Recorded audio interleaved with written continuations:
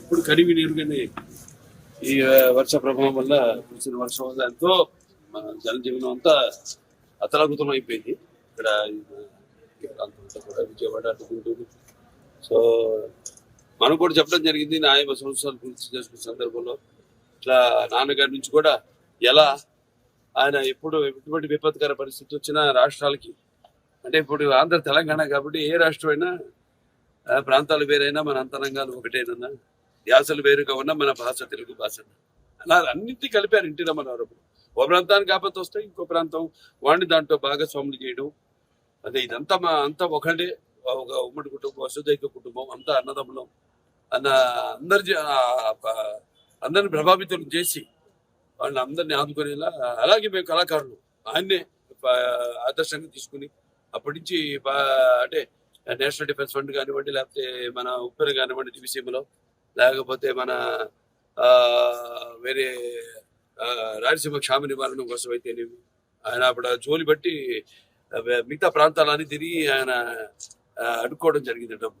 అలా అందరిలో కూడా మన తెలుగు వాళ్ళకి ఒక ప్రత్యేకత అందరినీ ఒక ఎటువంటి మనకు భేదాలు ఉన్నా అవన్నీ కూడా అంటే మేము ఉంటాం యూనిటీ డైవర్సిటీ అంటే పార్టీలకి కానీ ఎటువంటి కులాలకు కానీ ఎటువంటి లేకుండా అందరం వాళ్ళ సోదరులకి వాళ్ళ పక్కింటి వాడికి వాళ్ళ బంధువులకి జరిగిన నష్టంలా భావించి ఎప్పుడు ఎల్లప్పుడు అలాగే చంద్రబాబు నాయుడు గారు మా కళాకారులు అందరూ స్పందించారు. కూడా సిద్ధు చంద్రబాబు గారు అయితేనేమి లేకపోతే విశ్వసేన్ గారు అయితేనేమి అలా చాలా మంది అన్నట్టు ఎవరు వాళ్ళు షూటింగ్ లో వాళ్ళ పనులు ఉంటారు. ఇప్పుడు మాకు ఖాళీ దొరికింది కాబట్టి ఒక్కరోజు వచ్చేసి ఎందుకంటే ఇప్పుడు అనౌన్స్ చేసి చాలా రోజులైంది వచ్చేసి మా సహాయార్థం ప్రజలకి ఇక్కడ బాధితులకి ఈ యొక్క సీఎం రిలీఫ్ ఫండ్కి ఏదైతే వచ్చింది మేము అనౌన్స్ చేసామో అది ఇవ్వడానికి వచ్చాం. అలాగే చాలా మంది కూడా ప్రభావితులయ్యి వాళ్ళు అనౌన్స్ చేయడం జరిగింది. వాళ్ళు తిరిగి సమయంలో వాళ్ళు వచ్చి తప్పకుండా వాళ్ళు ఇచ్చి పెడతారు. వాళ్ళు ఏదైతే ఇద్దాం అనుకున్నారో ఏదైతే వాళ్ళు ప్రకటన చేశారు. అయినా ఇది లేనిపోని రచ్చ చేసి ఈ పేర్లు ఎందుకు లేని పేర్లు ఎత్తడం కూడా అనవసరం. ఏదో ఎంత హాస్యాస్పదం అంటే ప్రభుత్వం సృష్టించిందట ఈ వరదకి అంతకంటే హాస్యాస్పదం అంటే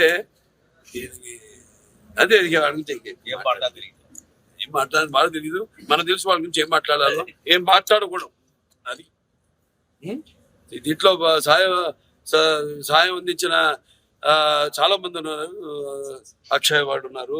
భోజనాలన్నీ అందరు కూడా ఇప్పటిదాకా 10 లక్షల ప్యాకెట్లు వాళ్ళ రోజుకి 2 లక్షల ప్యాకెట్లు వాళ్ళు కూడా ప్రభుత్వ సహాయ సహకారాలతో వాళ్ళు కూడా మంగళగిరిలో ఈ వంటగది పెట్టి వాళ్ళు ఎవరికి వాళ్ళు అందరూ కార్యకర్తలు అయితేనేమి నాయకులు అయితేనేమి అందరూ కూడా దీన్ని ఒక విపత్తు దీని కింద కెలామిటీ కింద కేంద్ర ప్రభుత్వం దాన్ని గుర్తించి సహాయ సహకారాలు అందిస్తుంది ముందు